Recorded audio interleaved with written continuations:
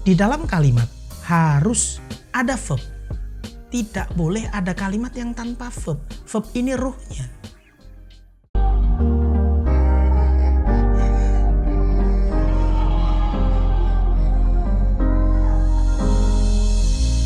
Halo, selamat pagi kawan-kawan.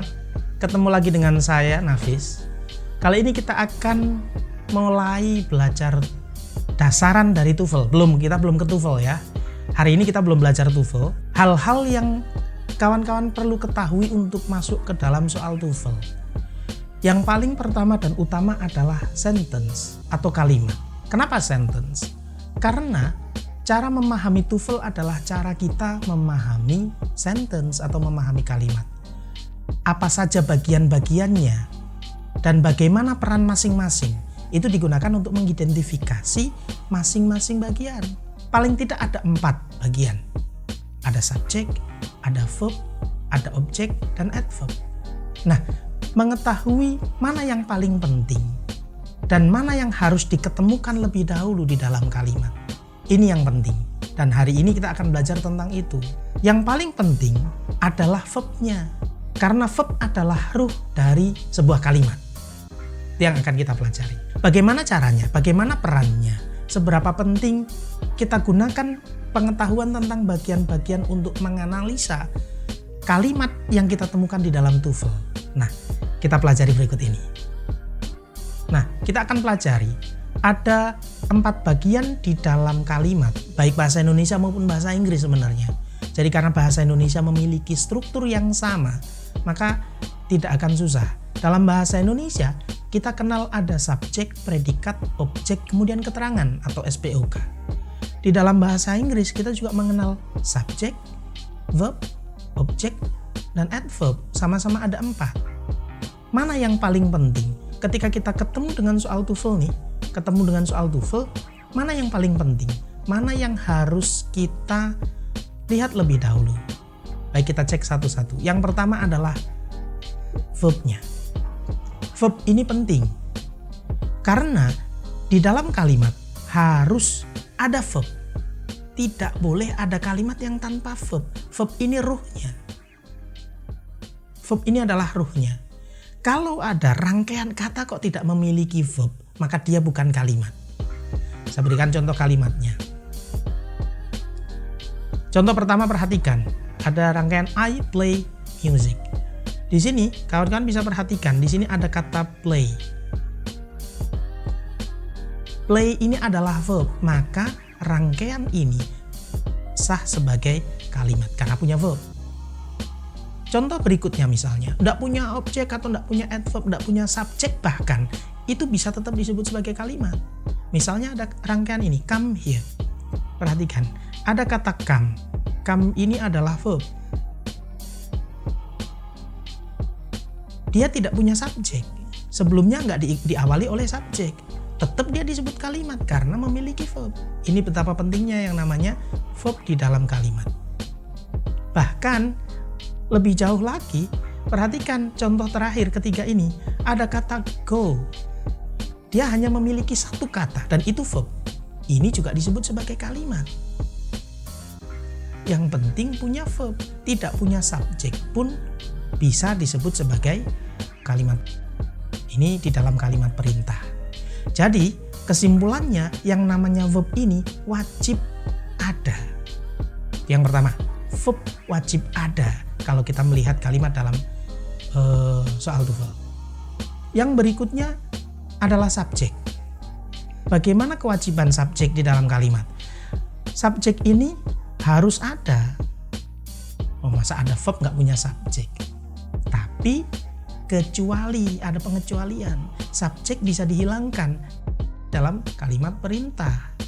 Tadi contohnya ada go gitu ya, itu tidak punya subjek tapi juga disebut sebagai kalimat karena sudah tidak punya subjek tapi disebut sebagai kalimat karena sudah cukup verb. Contoh misalnya, I play music, ada verbnya di sini adalah play. I ini adalah subjek. Ada dia. Atau misalnya, hati-hati ini, kadang-kadang yang kawan-kawan tidak pahami adalah tidak semua subjek harus di awal kalimat. Tidak lantas ada kalimat yang panjang begitu yang depan itu pasti subjek. Bukan. Karena yang penting itu verb, cari dulu posisi verbnya. Sebelumnya baru subjek. Nah di depan ini in 2007 ini bukan. Nanti akan ketemu dengan model-model begini. Banyak sekali di dalam soal TOEFL. Nah perhatikan yang terakhir. Rangkaian ini take a seat please. Take a seat please ini ada verb. Tuh ada take itu verb. Tapi dia tidak punya subjek. Ini kalimat perintah. Nah, untungnya yang namanya kalimat perintah tidak muncul di dalam soal TOEFL. Jadi kalau konteksnya TOEFL ini kawan-kawan bisa agak lega. Karena di dalam soal TOEFL tidak ada muncul kalimat perintah, berarti bisa kita simpulkan kalau konteksnya adalah TOEFL, subjek wajib ada. Berarti sudah ada dua hal yang wajib ada di dalam soal TOEFL. Yang pertama verb, yang kedua subjek. Dua-duanya wajib ada ini. Yang ketiga adalah objek. Nah, objek ini wajib atau tidak? Tergantung. Tergantung apa? Yang pertama, dia harus ada jika verbnya transitif. Tidak boleh ada, tidak boleh ya ini. Jika verbnya intransitif, tergantung apa? Jenis verb. Jadi nanti kalau verb sudah ketemu, kita tentukan jenisnya transitif atau intransitif, dia akan berpengaruh terhadap objeknya, wajib ada atau tidak. Contoh I read novel there.